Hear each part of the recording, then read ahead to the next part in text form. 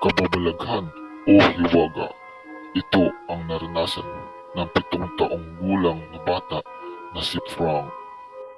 Nang minsan umuwi ito galing sa eskwela ay may nakasalubong siyang isang matandang babae na nakasuot ng puting damit. Ngumiti ito sa kanya at kinawayan siya. "Dong, halika, may itatanong lang ako sa iyo." Kaya lumapit si Frank sa matandang babae. "Dong, saan ba dito ang bahay ni..."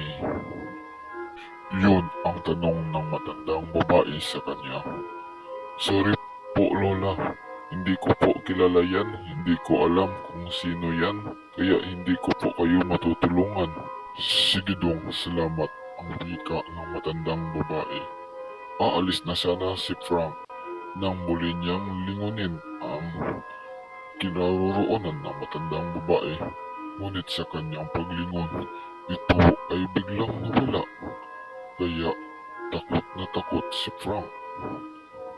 Kaya mabilis itong tumakbo papalayo hanggang sa makauwi ito sa kanyang bahay. Kaya nang ikwento niya ito sa kanyang ama at tinanong niya ito, ay laking gulat niya sa sagot ng kanyang ama. Ikwento ng batang si Frank ang itsura ng matandang babae. Laking gulat niya nang sagutin ito ng kanyang ama. Patay na pala ang matandang babae iyon. Matagal na.